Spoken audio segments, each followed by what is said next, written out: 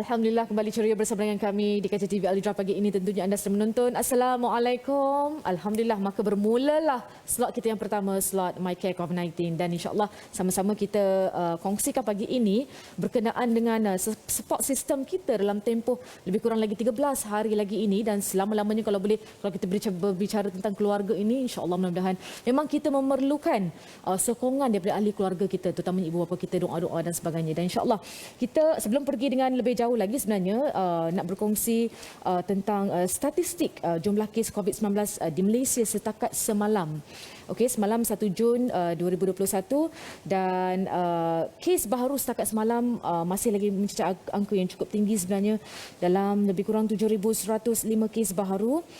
Kes sembuh baharu alhamdulillah 6,083, dan kes kematian baharu setakat semalam innalillahi wa inna ilaihi rajiun. Allahu Akbar, kes satu angka yang cukup tinggi sekali bagi saya, 71 kes kematian setakat semalam, yang telah pun membuatkan jumlah kematian setakat ini di Malaysia berkenaan dengan COVID ini adalah sebanyak 2,867. Salam takziah saya ucapkan sekali lagi buat seluruh ahli keluarga yang terkesan. Mudah-mudahan roh mereka sentiasa dicuci rahmat, dan insya-Allah sama-samalah kita hati-hati, jaga-jaga kerana kes aktif dan kluster yang cukup banyak sekali semalam sempat saya baca, sebenarnya sangat menakutkan. Kes aktif sahaja 80,474. Maksudnya penularannya masih lagi tinggi, masih lagi berbahaya untuk kita seluruh rakyat Malaysia, dan insya-Allah sama-sama kita berjuang, sama-sama kita memberikan kerjasama yang sepenuhnya untuk sama-sama kita membasmi penularan wabak COVID-19 ini. Dan insya-Allah, dan seterusnya seperti biasa kita akan nak bersama dengan salah seorang ustaz yang akan mentadabbur ayat yang kita pilih pagi ini, surah Luqman ayat yang ke-17. Jika tuan-tuan dan puan-puan ada bersama-sama anda sekarang ni kitab suci Al-Quran, boleh terus ke muka surat 412 surah Luqman ayat yang ke-17. Terjemahannya berbunyi, "Wahai anak kesayanganku, dirikanlah sembahyang dan serukanlah kepada kebaikan, serta laranglah daripada melakukan perbuatan yang mungkar, dan bersabarlah atas segala bala bencana yang menimpamu. Sesungguhnya yang demikian itu adalah dari perkara-perkara yang dikendaki. Diambil berat melakukannya." Surah Luqman ayat yang ke-17. Ini nasihat Luqman kepada anak-anaknya. Dan insya-Allah kita nak bersama dengan jurulatih utama Tadabbur Center, tak lain tak bukan yang berbahagia Ustaz Muhammad Syahari Abdul Rahman. Assalamualaikum Ustaz. Waalaikumsalam warahmatullahi wabarakatuh, Puan Farah. Ya, dengar katanya di Kajang sekarang ini, bagaimana keadaannya? Saya di Kajang. Kajang, mudah-mudahan sihat-sihat belaka. Mereka berada di Kajang, insya-Allah saya doakan. Syukur alhamdulillah. Dan Ustaz, pagi ini topik kita berkenaan dengan keluarga positif meraih keridaan Allah. Boleh Ustaz ya? Dan insya-Allah yang pertama-tama kalinya kita nak mendengar apakah itu sebenarnya penjelasan, dan sudilah kiranya Ustaz untuk mentadabbur surah Luqman ayat yang ke-17 ini sebagai mukadimahnya Ustaz. Boleh Ustaz? Boleh, insya-Allah. Silakan Ustaz. Alhamdulillahirabbil alamin, wassalatu wassalamu ala Rasulillah wa ala alihi wa sahbihi wa man tabi'ahu wa nasarahu wa jahada fillahi haqqa jihadih, amma ba'du. Terima kasih sekali lagi kepada Puan Farah Diana. Seterusnya kepada seluruh tetamu-tetamu Allah di TV Al-Hijrah yang menonton di Facebook, yang menonton di TV. Alhamdulillah. Alhamdulillah, syukur kerana kita dipertemukan dengan satu ayat daripada surah Luqman. Saya merasakan ayat itu seperti turun tepat pada waktunya kerana kita semua sedang berada di rumah masing-masing yang menikmati hari yang kedua total lockdown. Dan apabila kita berada di rumah, sangat penting untuk mencari tokoh-tokoh yang Allah rakamkan ucapannya bercakap dalam rumah kepada anak-anaknya. Antara tokoh berkenaan kan Puan Farah adalah Luqman. Jadi antara wasiat Luqman yang telah dibacakan terjemahannya oleh Puan Farah tadi adalah, tunaikan salat wahai anak yang disayangi, kemudian lakukan amar ma'ruf dan nahi mungkar, kemudian bersabar atas musibah yang menimpamu.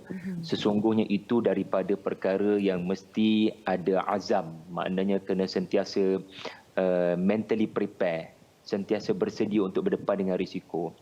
Baik, ayat ini sangat relevan dengan keadaan kita pada musim musibah pandemik ini. Kerana apa? Kerana walaupun kita tidak dapat solat di masjid di surau, tetapi kita tidak meninggalkan solat di rumah. Betul. Apa yang sepatutnya kita fikir-fikirkan adalah apa kesan solat kita kerjakan, sama ada bersendirian ataupun berjamaah. Jadi Luqman sedang memberitahu sebenarnya bukan kepada anaknya sahaja, tetapi kepada kita semua seumpama anak-anaknya, agar cuba semak balik. Adakah solat kamu menghasilkan dua perkara berikut? Kerana ayat ini memang memberitahu dua implikasi daripada solat. Yang pertama, solat menyebabkan anda ada jati diri. Anda tak boleh selesa dengan keadaan-keadaan tertentu yang berlaku kepada kawan-kawan anda ataupun rakan-rakan anda, jiran-jiran anda di serata negeri. Anda rasa tak senang kalau ada perkara-perkara salah terjadi. Betul. Sebab apa? Sebab dalam solat kita membaca Al-Quran, kita membaca surah Al-Fatihah. Di situ ada prinsip-prinsip hidup. Tiba-tiba ya kawan-kawan kita di media sosial, kawan-kawan kita di yalah sebab kita di rumah kan, bukan boleh nak menziarahi pun. Betul. Jadi kita tengok macam tak patut, ini satu budaya. Jadi solat yang kita lakukan dengan baik, ia membina tujuan hidup, ia membina kepercayaan kepada dosa dan pahala. Dia menyebabkan automatically Puan Farah kita rasa macam kita akan boleh beza mana budaya yang baik, mana budaya yang tak baik. Lalu kita rasa kita kena tegur. Betul. Kita kena corak arus, bukan dicorak oleh arus. Kita rasa macam ini boleh menyebabkan Allah murka, yang ni boleh menyebabkan Allah sayang. Ini kesan nombor satu solat, menurut Luqman tadi. Dan akhir sekali, solat juga sepatutnya menyebabkan kita ini berakhlak. Kerana apa? Kerana Luqman pesan pada anak dalam hal amar ma'ruf nahi mungkar, ingat, orang tidak sekadar memerhatikan perkataanmu amar ma'ruf nahi mungkar, orang juga perhatikan perangai bila dakwah ditolak. Ya, betul. Ataupun perkataan dakwah tu disambut dengan maki hamun ataupun sindiran, biasalah. Jadi Luqman kata wasbir ala ma asabak. Maka dalam hal-hal amar ma'ruf nahi mungkar nak kena ada sabar. Sebab sabar adalah pakaian kepada dakwah. Sabar adalah akhlak kepada dakwah. Jadi ia adalah perkara yang sangat menentukan orang menilai Islam. Bukan sekadar pada percakapan, tetapi kepada tanduk pendakwah itu sendiri. Bila kena sindir ataupun bila kena orang kritik, kat situlah sebenarnya dakwah bermula. Di situlah sebenarnya dakwah bermula, iaitu orang nak tengok perangai kamu, adakah kamu ni orang yang cakap serupa bikin. Jadi Luqman kata ini perkara yang mesti azmil umur, mesti seseorang yang berdakwah kena sudah prepare dengan sikap begitu. Jadi itu dia punya tadabbur dia, mudah-mudahan Puan Farah. InsyaAllah, mudah-mudahan. Ustaz, kiranya surah Luqman ini sesuai untuk kita jadikan sebagai panduan kita sebagai ibu bapa kan Ustaz? Betul. Sebagai nasihat kita untuk kita, bagaimana kita nak mendidik anak-anak kita, nak menasihati anak-anak kita, dan juga mungkin yelah dalam tempoh work from home, PDPR di rumah dan sebagainya, kita boleh ambil satu hari satu ayat lah ni untuk anak-anak kita, insyaAllah.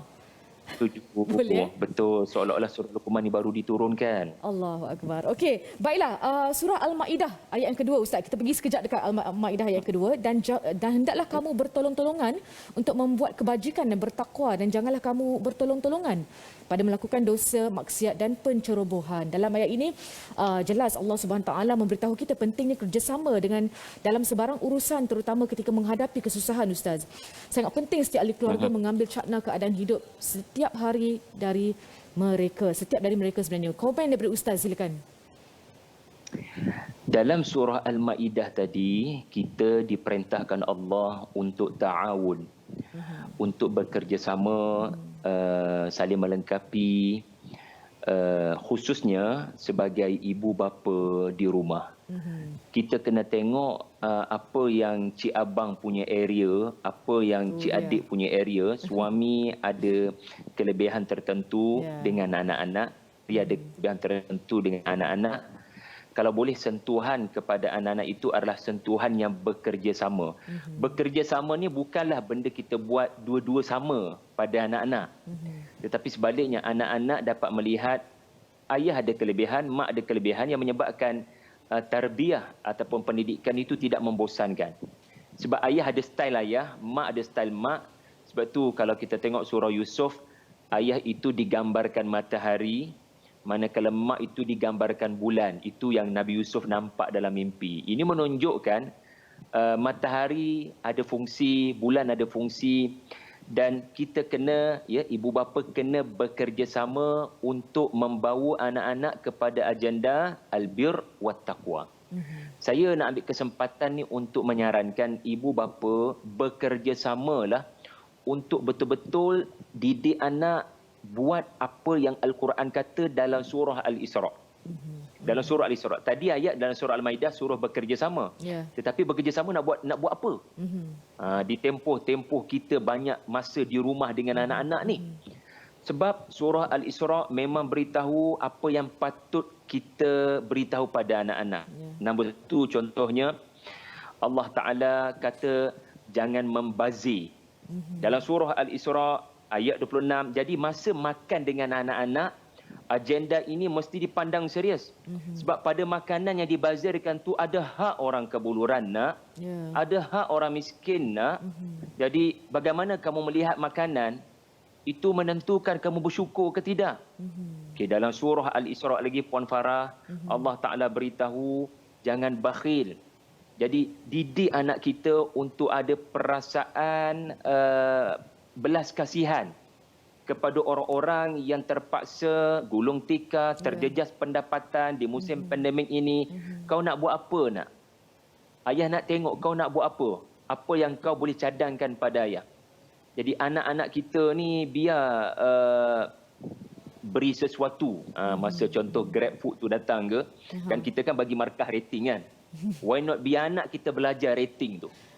Biar anak tu belajar untuk bercakap dengan baik sebagai pembalasan kepada orang yang hantarkan barang-barang kepada kita. Sebab dalam surah Al-Isra, apabila datang orang meminta sedekah dan kamu tak boleh nak bagi duit sebab kamu pun tak mampu, maka surah Al-Isra kata balaslah mereka dengan qaulan maisura, cakap dengan baik.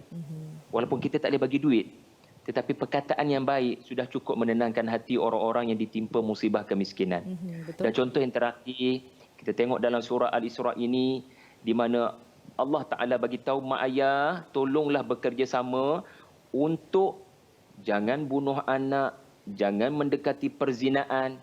Sebab ini dua perkara yang memang akan terjadi bila seseorang diuji dengan kemiskinan, Puan Farah. Bila seseorang itu diuji dengan kemiskinan, surah Al-Isra kata jangan bunuh anak. Ini perkara besar yang mesti diambil berat dengan serius oleh ibu bapa yang diuji Allah dengan kemiskinan. Dan jangan kita tidak memantau pergerakan anak-anak lelaki, anak-anak perempuan kita, sebab ada satu lagi larangan Allah. Jangan mendekati perzinaan. Seolah-olah kalau tadi surah Luqman, sekarang surah Al-Isra pula yang macam betul-betul baru diturunkan kepada kita yang banyak masuk pada musim pandemik ini. Yes, insya-Allah mudah-mudahan. Tadi kita dah ke surah Luqman, kemudian Al-Maidah, masuk ke Al-Isra dan kita nak ke Al-Asr pula. Kita selalu yang kita bacakan surah pendek tapi cukup orang kata penghayatannya cukup begitu mendalam sekali. Berkenaan dengan ayat yang ketiga, Al-Asr, kecuali orang-orang yang beriman dan beramal soleh dan mereka pula berpesan-pesan dengan kebenaran serta berpesan-pesan dengan sabar. Nak menegur sesama ahli keluarga ni ustaz, kena ada caranya ni. Tak boleh sebarang-sebarang nak menegur dan sebagainya. Terutamanya dalam proses nak memujuk ahli keluarga kita yang mungkin adalah yang tergolong dalam golongan anti-vax dan sebagainya. Saya tengok para doktor, selebriti, ada juga yang berpeluh-peluh nak berhujah dengan golongan anti-vax ni. Bagaimana ustaz kita nak memberikan teguran yang terbaik sekali dalam ahli keluarga kita itu? Surah Al-Asr, Al-Asr yang dibacakan terjemahan oleh Farah tadi menyebut bila kita nak menyampaikan kebenaran, kita kena pastikan dua unsur. Unsur yang pertama kebenaran, unsur yang kedua kesabaran. Jadi kebenaran adalah fakta, kita kena bercakap tentang fakta, apakah dalil-dalil. Yang kedua, Dalil saja tak cukup. Kita kena hiasi cara kita bercakap dengan kesabaran, menahan marah, jangan beremosi. Okey. Dalam isu contohnya anti-vax ataupun mereka yang tidak bersetuju dan mempengaruhi orang lain untuk tidak mengambil vaksin, kita guna kaedah surah Al-Asr, iaitulah watawasaw bil haq. Kita mengambil sudut untuk menerangkan fakta-fakta tentang kepentingan vaksin sebagaimana yang dikupas oleh para ulama. Baiklah. Jadi kita kena jangan beremosi kepada ibu bapa kita, apatah lagi kita kena jelaskan apa fakta yang mungkin mak tak tahu, ayah tak tahu, ya, aneh, kita takut pada vaksin. COVID tak takut pula. Allah Kan? Akbar. Kadang-kadang kita anggap kematian yang sedang meragut nyawa ramai orang itu seolah-olah puncanya vaksin. Walhal tidak. Punca daripada COVID. Jadi kita kena ada fakta, ada ilmu dan kita kena ajar ibu bapa kita untuk tidak mendengar sebelah pihak. Cuba sebab mungkin kerana mak ayah kita duduk di kampung, dia tak terdedah kepada maklumat perubatan saintifik, maklumat alternatif. Jadi terkongkong dengan satu sudut pandang. Yang tu yang kita katakan zalim.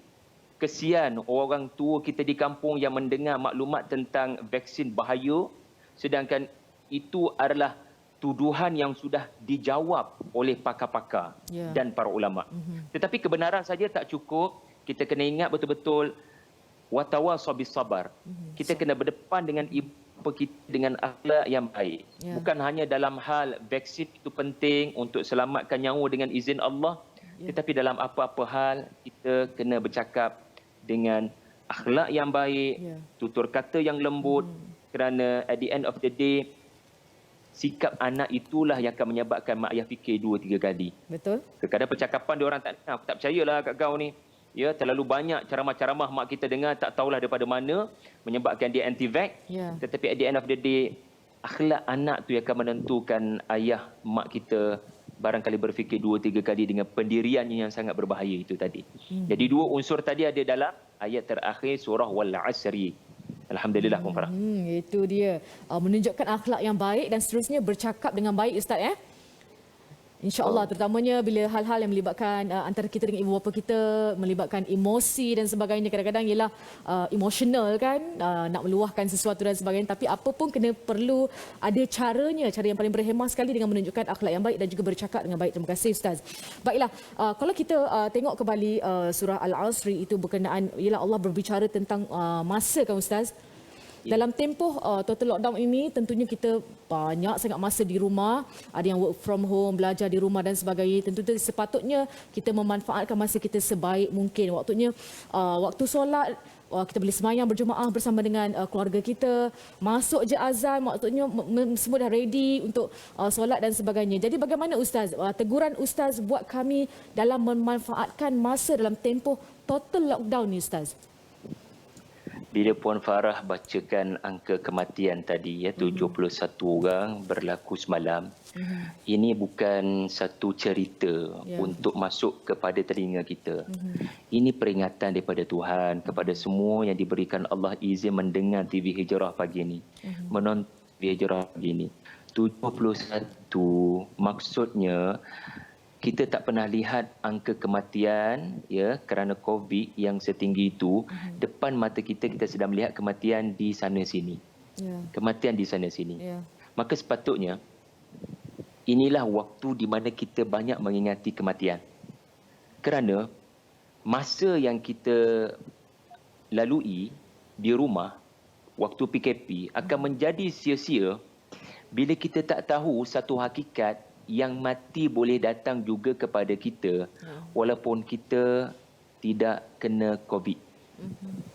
Allah Ta'ala telah mencipta kematian dengan sifatnya. Kita tidak tahu bagaimana, bila dan di mana. Kita tak tahu mati kita di mana. Kita tak tahu mati kita bila dan mati kita bagaimana. Banyakkanlah mengingati mati sebagai makhluk yang boleh datang kepada aku selepas kawan-kawan aku yang terkena sakit COVID ataupun penyakit-penyakit lain. Kerana Al-Quran seringkali bercakap mengenai mengingati mati. Sebagai contoh ya, kita selalu baca surah Al-Muluk, di mana pada ayat yang kedua Allah Ta'ala sebut dia mencipta kematian dan kehidupan. Alladzi khalaqal mauta wal hayata liyabluwakum. Jadi dialah yang menciptakan kematian dan kehidupan. Para ulama ya seperti Al-Imam Ar-Razi membahaskan kenapa Allah sebut mati dulu baru Allah sebut hidup. Sedangkan sekarang kita hidup, baru nanti kita mati. Tetapi ayat dalam surah Al-Muluk yang insya-Allah yang akak-akak abang-abang tak tinggal sebelum tidur kerana ini sunnah Nabi SAW. Kenapa mati dulu yang disebutkan baru hidup? Kerana mengingati mati adalah cara yang terbaik untuk produktif dalam hidup. Itu penjelasan ulama kita. Masya-Allah. Banyak mengingati mati. Walaupun saya duduk kat rumah, walaupun saya selesa sihat, tetapi mati tetap boleh datang walaupun kamu berada di tembok yang tinggi dan kukuh. Ini sendiri Al-Quran kata. Walau kuntum burujim musyayyah. Walaupun kamu berada di tempat yang sangat kukuh, Allah ada sentiasa cara untuk seseorang itu mencapai ajalnya. Jadi apabila kita selalu meyakini mati boleh datang dalam pelbagai bentuk dalam waktu bila-bila, kita sentiasa akan berfikir banyak kali, adakah masa wal asri, adakah masa yang berlalu ini akan membantu saya untuk menghadapi kehidupan dalam kubur. Kita tengok ya di kaca TV, ya kita tengok majalah 3, bagaimana arwah jenazah yang sakit COVID ya, hingga keluarga pun tidak boleh nak solat jenazah kan. Hingga keluarga pun tidak dapat memberikan penghormatan terakhir saudara-saudari. Itu telah berlaku kepada orang-orang yang tersayang, rakan-rakan kita barangkali ya.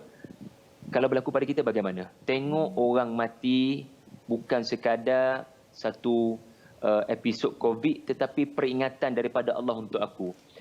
Aku tak nak mati seperti ini, maka sentiasa bersedia buat bekalan yang terbaik, bukan sekadar mengelak COVID ya, tetapi mengelak daripada melakukan perkara-perkara yang Allah Ta'ala murka. Ya, bukan sekadar perintah kawalan pergerakan daripada kerajaan, betul, tetapi kawal pergerakanmu ya daripada melakukan perkara-perkara menyebabkan Tuhan murka. Supaya mati kita mati yang baiklah. InsyaAllah, mudah-mudahan itu dah nasihat daripada yang berbagai ustaz. Okey, baiklah. Bila ustaz berbicara tentang kematian, saya teringat salah seorang daripada followers ataupun mereka yang sedang menonton kita secara live di Facebook kami pagi ini di TV Al-Hijrah, Cik Siti, doakan kami sekeluarga dan semua yang sedang bertarung dengan COVID agar cepat sembuh. Amin. Amin ya rabbal alamin. InsyaAllah, mudah-mudahan sama-sama kita mendoakan kesejahteraan dan kemakmuran Malaysia dan seluruh dunia insyaAllah. Dan kita akan berbicara lagi, ada banyak lagi persoalan berkenaan dengan keluarga positif ini, terutamanya dalam lately ini, kebelakangan ini banyak betul perkongsian yang ada juga yang samakan apa yang berlaku ini tentang ada yang membuat persamaan berkenaan dengan pandemik COVID-19 ini dengan apa yang telah berlaku pada zaman Nabi Nuh alaihissalam. Dan insya-Allah kita akan bertanya dengan ustaz tentang kebenaran dan tentang suasana ketegangan dalam keluarga itu bagaimana agaknya, insya-Allah berbalik nanti dalam Assalamualaikum. Bismillahirrahmanirrahim. Allahumma jannibni munkaratil akhlaq wal ahwa wal aswa wal adwa. Ya Allah, jauhkan aku daripada kemungkaran akhlak, mengikut hawa nafsu, keadaan yang buruk dan penyakit yang berbahaya.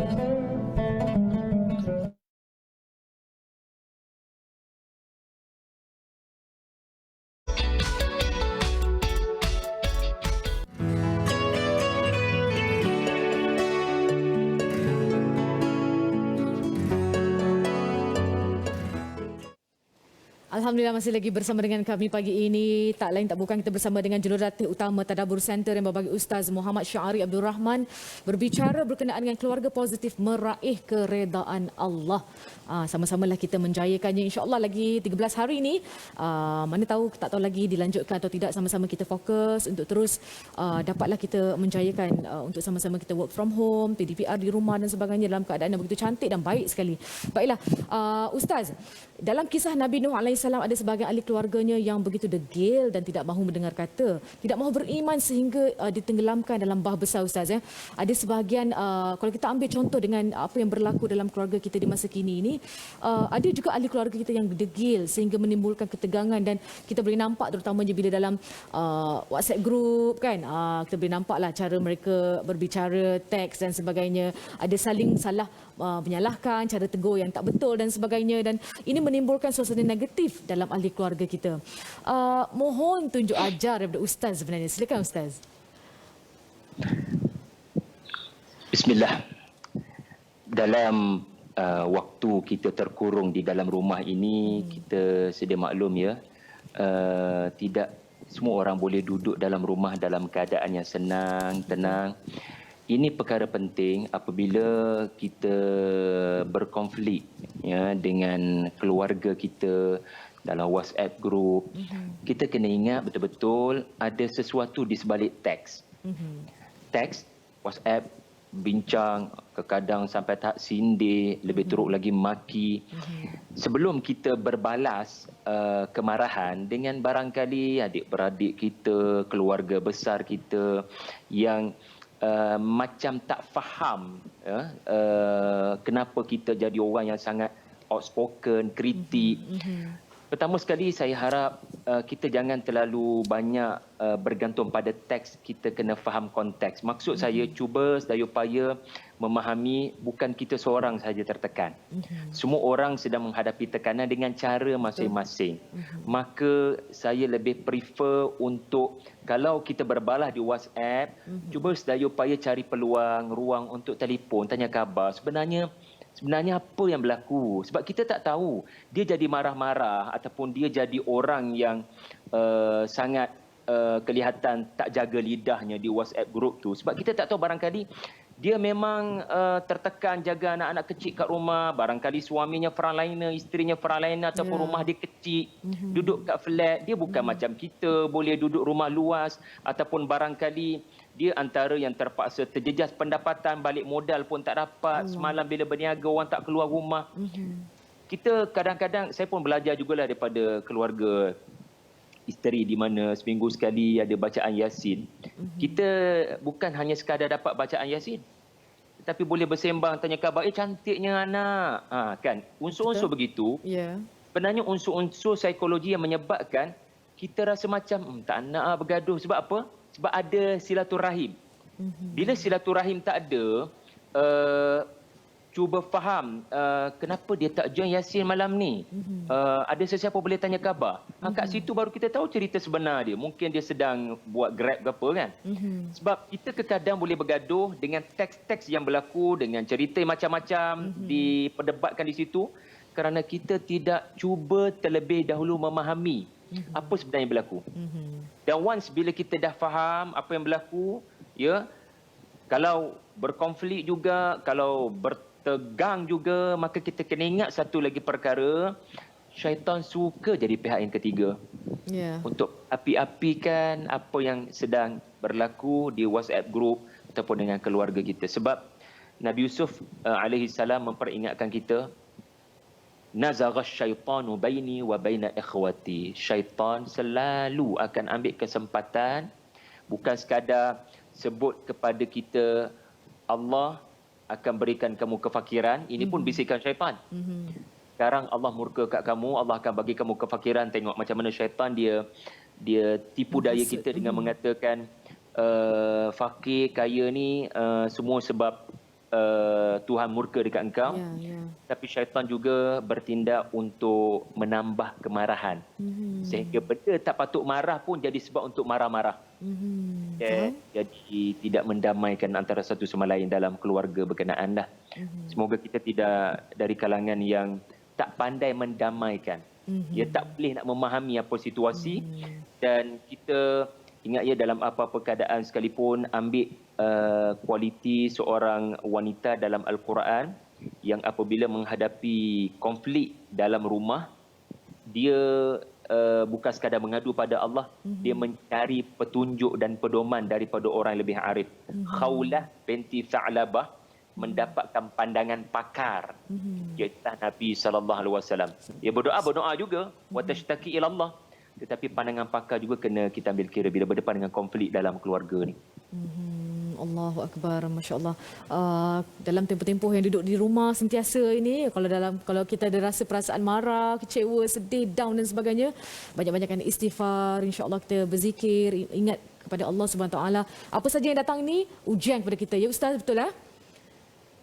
Ya, betul. Alhamdulillah. Baiklah Ustaz, kita nak berbalik kepada matlamat utama hidup kita Ustaz, yang kita dah memang cantik dah kita pasang daripada tempoh PKP 1.0 dulu. Sama-sama kita nak bina syurga di rumah, bina rumah di syurga, dan sama-sama kita seisi keluarga untuk masuk ke syurga. Kalau boleh memang kita nak seisi keluarga kita lah, orang kata ialah bukan sahaja selamat dari pandemik tetapi juga selamat keimanan mereka. Dan juga kita nak pergi ke surah Luqman ayat yang ke-32 sekejap Ustaz, boleh ya? Baik, boleh. Okey, dan orang-orang yang tidak bersifat demikian apabila mereka dirempuh serta diliputi oleh ombak yang besar seperti kelompok-kelompok awan menyerkup. Pada saat itu mereka semua berdoa kepada Allah dengan mengikhlaskan kepercayaan mereka kepadanya semata-mata. Kemudian bila sahaja Allah menyelamatkan mereka ke darat, maka sebahagian sahaja di antara mereka yang bersikap adil lalu bersyukur kepada Allah serta mengesakannya. Dan sememangnya tiada yang mengingkari bukti-bukti kemurahan kami, melainkan tiap-tiap orang yang bersifat pemungkir janji, lagi amat tidak mengenang budi. Surah Luqman ayat yang ke-32. Mohon Ustaz tadabbur ayat ini dan berilah nasihat kepada kami semua. Ustaz, silakan.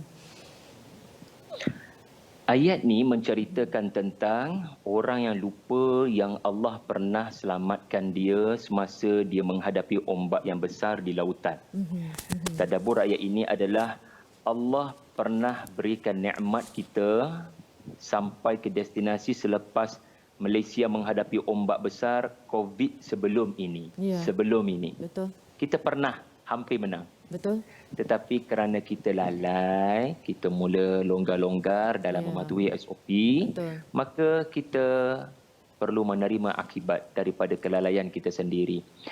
Saya nak ambil kesempatan ini untuk berpesan kepada tuan-tuan puan-puan sekalian, bagaimana kita kena didik ya anak-anak kita dalam tempoh lockdown ini dengan panduan yang saya nak berikan ini. Ya, saya fikir-fikir tadi, saya rasa saya kena permudahkan semua yang menonton faham supaya kita selamat sampai ke daratan. Macam ayat tadi, kita kembali menang dengan izin Allah. Kita tak nak menang sekadar menang COVID, kita juga nak ambil kesempatan menang dalam hal lebih rapat dengan anak. Betul. Ya, membina keluarga yang positif, na'udzubillah daripada positif COVID, tetapi positif kepada nilai-nilai ketuhanan kepada anak-anak. Lockdown, LOCKDOWN. Saya sebut dengan ringkas saja supaya tuan-tuan yang sempat catat-catatlah di ruangan komen tu. Saya suka kalau anda dapat akronim ni. L, lihat anak sebagai nikmat, bukan anak itu membebankan. Ini mindset penting. Bila kita nak didik anak, Allah kurniakan aku anak, orang lain Allah tak bagi anak pun. Lihat anak sebagai nikmat. O, optimumkan masa bermain. Sebab duduk kat rumah nak buat apa pun. So masa bermain, masa berkebun tu biar bersama dengan anak-anak. Masa berkolam bersama-sama, biar optimumkan masa yang berkualiti dengan anak-anak. Masa bermain. C, cermat pilih perkataan bila nak tegur. Jangan sindir-sindir. C, cermat pilih perkataan bila nak tegur. K, komunikasi dengan anak mesti dua hala. Jangan kita cakap, anak nak cakap kita tutup telinga. Tak nak. Kemudian D, didik anak dengan rasional. Itu lebih baik daripada doktrin. Kau dengar je lah, ini yang mak ayah aku buat kat aku. Tak nak macam tu. Jadi didik anak dengan rasional dan jangan buat perbandingan antara anak-anak, jangan buat pilih kasih. Itu hanya menyakitkan hati anak-anak kita. O, optimumkan solat berjamaah, kerana pada solat berjamaah itu bukan sekadar solat pahalanya, tetapi ada nilai ketaatan kepada imam, iaitulah si ayah. W, waspada gadget. Maksudnya ayah, jangan bila anak datang dengan WhatsApp lagi ayah, dengan mak tu dengan Facebooknya lagi, jangan. Itu adalah screen time yang sangat memberikan tafsiran pada anak. Oh, aku nanti kalau jadi ayah pun aku boleh buat macam tu pada anak-anak aku. Peduli apa dia nak tanya apa-apa masalah dia dekat sekolah atas talian tu, yang penting ada cerita dekat Facebook tu yang kita nak baca. Ada benda best dekat Instagram tu, naudzubillah. Screen time ya, sangat kita kena berwaspada. Dan akhir sekali Puan Farah, N adalah nasihat daripada Al-Quran ya. Banyakkan mengambil nasihat tadabbur Al-Quran bersama dengan anak-anak. Itulah lockdown. Lockdown. Sama-sama kita catatkan, insya-Allah. Mudah-mudahan ada sahabat-sahabat kita di Facebook yang sudi nak mencatatkan tadi terjemahan LOCK tadi, lockdown. Okey, saya tertarik dengan C tadi Ustaz. Cermat pilih perkataan bila berhadapan dengan anak-anak terutamanya Ustaz. Betul tak? Dan dalam suasana total lockdown ni banyak betul masa dekat rumah ni bila yelah sebab di sebelah kanannya mak ayah sibuk dengan kerja, sebelah kiri anak-anak dengan kerja sekolah dan sebagainya. Dalam pada masa yang sama anak-anak ni sentiasa memerhati apa saja tingkah laku, perkataan, apa saja yang mak ayah kita lakukan. Dan saya tertarik dengan kisah Hudaibiyah juga Ustaz yang mengajar kita betapa kuatnya impak qudwah ataupun teladan terutamanya apabila berlaku ketegangan. Ini kita boleh ambil daripada ketika Ummu Salamah mencadangkan agar baginda melakukan tahallul dan nahar tanpa disuruh para sahabat turut melakukannya biarpun sebelum itu suasana agak tegang. Apa yang kita boleh ambil pengajaran daripada ini Ustaz? Boleh Ustaz kongsikan? Hudaibiyah adalah satu peristiwa yang menunjukkan kuasa bertenang dan kuasa berdiam diri. Kita tak rasa nak cerita Hudaibiyah, kita katakan begini sahaja. Nabi SAW telah berjaya mendidik para sahabat yang bila marah, sebab perjanjian Hudaibiyah ni benda yang tak menyenangkan para sahabat, itu fakta. Tetapi marah tu dia tak tergesa-gesa nak salur. Kita ni bila marah Facebook terus. Kita ni bila marah media sosial muncul terus. Ya. Kadang berdiam diri lebih baik kerana berdiam diri saja tak boleh. Kadang berdiam diri macam gunung berapi, tahan sekejap meletup di hari lain. Berdiam diri kat sini maksudnya bertenang. Cuba fikirkan apa sebenarnya kebaikan daripada Nabi terima perjanjian ini. Ya memang kadang-kadang kita tak boleh nak jumpa apa rasional anak buat macam ni kat ayah dia. Kenapa boleh buat macam ni, menyusahkan mak. Kadang-kadang kita tafsir begitu. Tetapi ambillah pendekatan untuk pause button, pause sekejap, panggil apa ini mindfulness. Kau cuba fikirkan sekejap, patut respon ke tidak? Dan kalau nak respon, is this the right word untuk aku cakap pada anak aku? Saya merasakan Hudaibiyah adalah cerita tentang kemenangan generasi yang berdiam diri. Walaupun mereka tak senang. Faham? Dan mereka bertenang, dan di akhirnya Allah menunjukkan, nah kau tengok, kan betul tindakan Nabi terima perdamaian itu. Rupanya untuk beri kebaikan kepada Islam itu sendiri.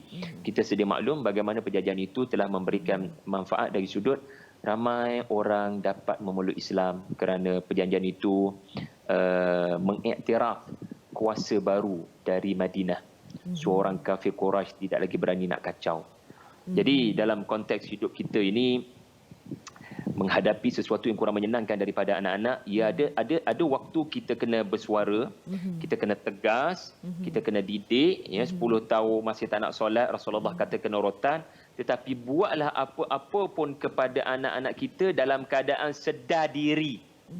Bukan dikuasai emosi. Kita tahu implikasi daripada apa yang kita buat. Yang kita tak nak adalah pukul tangan anak bini dalam keadaan dia bukan sedar. Dia memang buat dalam keadaan sesuatu menunggang dia. Iaitulah emosi dan kemarahan. Na'udzubillah. Baiklah, Ustaz, dalam dunia yang begitu mencabar sekali ini, macam-macam cerita, berita yang kita baca ya berkenaan dengan kisah rotan anak lah, pukul anak dan sebagainya, sehingga ada juga pihak-pihak yang menyalah tafsirkannya supaya yalah jangan pukul anak, jangan rotan dan sebagainya. Dalam pada masa yang sama Ustaz, kita nak mengajar, mendidik, menanam anak-anak kita, nak memberitahu kepada anak-anak kita tentang dosa dan pahala itu sendiri. Jadi bagaimana Ustaz cara yang terbaik? Kerana saya terbaca dalam surah surah Luqman ayat yang ke-16 ni Ustaz, saya bacakan sedikit terjemahannya. Wahai anak kesayanganku, sesungguhnya jika ada sesuatu perkara yang baik atau yang buruk sekalipun seberat biji sawi serta ia tersembunyi dalam batu besar atau di langit ataupun di bumi, sudah tetap akan dibawa oleh Allah untuk dihakimi dan dibalasnya, kerana sesungguhnya Allah Maha halus pengetahuannya, lagi amat meliputi akan segala tersembunyi. Mohon Ustaz tadabbur ayat ini dan juga beritahu kami bagaimana agaknya cara yang paling terbaik sekali nak mengajar anak-anak kita tentang pengertian dosa dan pahala itu sendiri. Bila kita nak didik anak, kita kena cuba selalu duduk kat tempat dia. Agaknya budak umur 10 tahun, budak umur 6 tahun, budak umur 3 tahun ni, anak-anak saya lah ni. Dia boleh faham tak apa aku cakap, dan adakah apa yang aku cakap ni dia bukan sekadar tahu, faham, tetapi dia mahu untuk melakukan. Sebab tu sangat bijak. Luqman dia memang suruh anak dia solat. Iaitulah ayat yang kita bincang tadi, ayat 16. Tetapi Puan Farah bawa kita pada ayat 15, which is ayat sebelumnya. Ini menunjukkan ada proses yang Luqman buat sebelum dia suruh anak dia solat. Sebab anak kita, kalau kita duduk kat tempat anak kita, umurnya adalah umur yang sudah bertanya tentang macam umur anak perempuan saya yang sudah 10 tahun. Dia bukan lagi umur kita boleh suruh dia buat apa saja. Dia adalah umur bertanya mengapa semayang. Kenapa nak kena solat. Jadi kita tak boleh cantas, kita tak boleh matikan soalan itu. Betul. Kebanyakan kaum muslimin dia bersifat solatlah, ni suruhan agama. Ya, memang suruhan agama. Tapi psikologi anak tidak selamanya taat, tetapi tidak tahu sebab. Luqman bijak. Luqman sebelum dia suruh anak dia solat pada ayat 16, dia sebut dua benda Puan Farah. Pertama, Allah ni sangat penyayang. Allah bagi kasih sayang. Macam mak kamu bagi kasih sayang semasa mengandung. Jadi takkan tak pandai nak terima kasih pada Allah. Allah bagi macam-macam nikmat, mak kamu pun kau ucap terima kasih. Tiba-tiba Allah yang bagi nikmat, kau tak ucap terima kasih pada Allah, kau ucap terima kasih pada makhluk. Jadi kita solat sebagai cara berterima kasih. So benda tu belum tentu ada dalam fikiran anak. Anak duk faham solat sebab suruhan agama. 10 tahun kena rotan. Jadi kita ubah mindset dia. Solat sebab kita nak terima kasih pada Allah bagi nyawa, bagi kesihatan, bagi kelapangan, bagi kekuatan, bagi pelajaran. Yang kedua, Luqman ajar ayat yang dibacakan oleh Puan Farah tadi.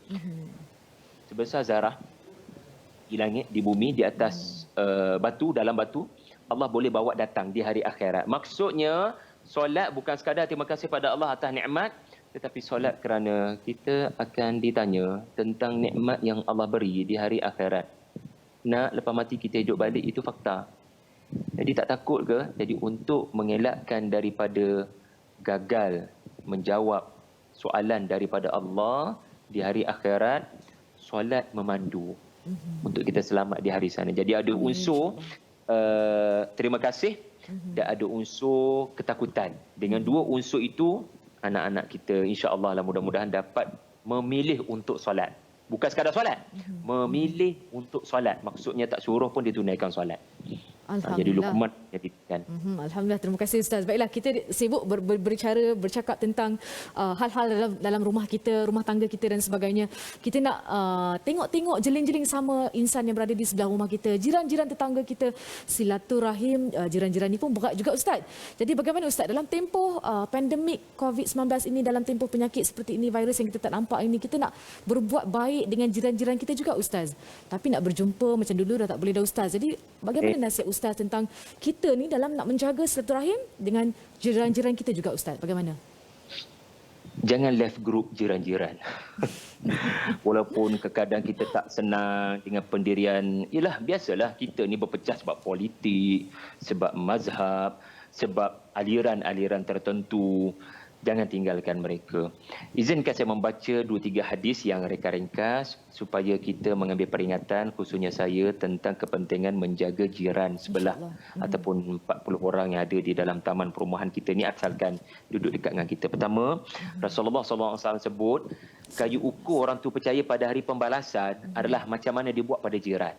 Dalam hadis Sahih Muslim, man kana yu'minu billahi wal yawmil akhir falyuhsin ila jari. Barang siapa beriman pada Allah dan hari pembalasan, nah kau lihat kayu ukurnya adalah dia berbuat baik pada jirannya. Allahu Akbar. This is Islam. This is Islam. Bukan hanya mementingkan diri sendiri, periuk nasi family sahaja. Jiran sebelah kau tak jenguk pun macam mana? Makan okey ke tidak? Minum okey ke tidak? Anak dia macam mana? Yang kedua, hadis Nabi, ma zala Jibrilu yusini bil jar hatta zanantu annahu sayuwarrithuhu. Jibril telah mewasiatkan kepadaku, hadis Bukhari. Jibril telah mewasiatkan aku agar buat baik pada jiran sehingga pesanan Jibril tu aku buat baik pada jiran sehingga pesan Jibril itu menyebabkan aku menyangka jiran itu akan mewarisi hartaku lepas aku mati. Allahu Akbar. Jiran tak mewarisi harta kita. Tetapi seolah-olah dialah pewaris hartaku. Seolah-olah dia tu kaum kerabat kita. Subhanallah. Jadi, sebab at the end of the day, kalau kita mati, siapa akan bagi penghormatan terakhir pada kita? Kalau kita mati di rumah kita, yang akan pasti datang jiran kita. Jadi mereka teman kita bila kita pergi dari alam sini. Dan akhir sekali, peringatan daripada Rasulullah dalam hadis Sahih Muslim, iaitulah la yadkhulul jannata man la ya'manu jaruhu bawa'iqahu. Maksudnya tidak akan masuk syurga orang yang membuatkan jirannya tidak aman dari gangguannya. Lidah dia cakap menyakitkan hati jiran, tangannya melakukan sesuatu menyakitkan hati jiran, tak masuk syurga sama sekali. Dalam satu lagi hadis di mana walaupun wanita itu solat, berpuasa, bersedekah, Allahu Akbar, walaupun fulanah binti fulanah itu bukan wanita sahaja, lelaki juga, dia solat, dia puasa, dia sedekah, tapi dia menyakiti hati jiran dengan lidahnya. Abu Hurairah dalam riwayat hadis Nabi menyatakan hiya finnar, dia dalam neraka walaupun dia buat baik. Jadi kita keutamaan kita musim pandemik ni, insya-Allah.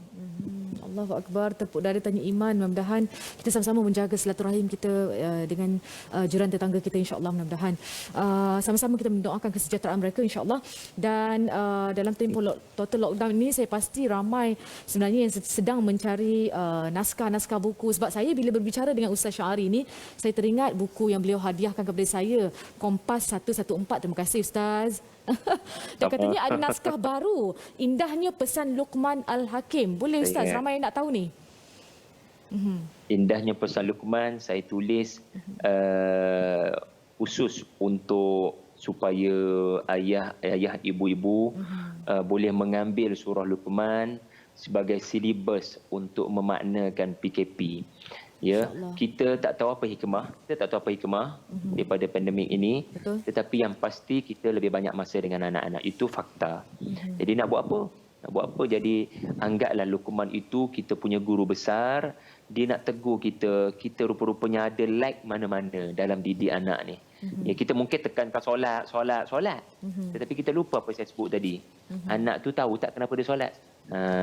Jadi saya sebut dalam buku ini bukan sekadar apa pesan Luqman, tetapi bagaimana Al-Quran mempersembahkan pesan Luqman itu.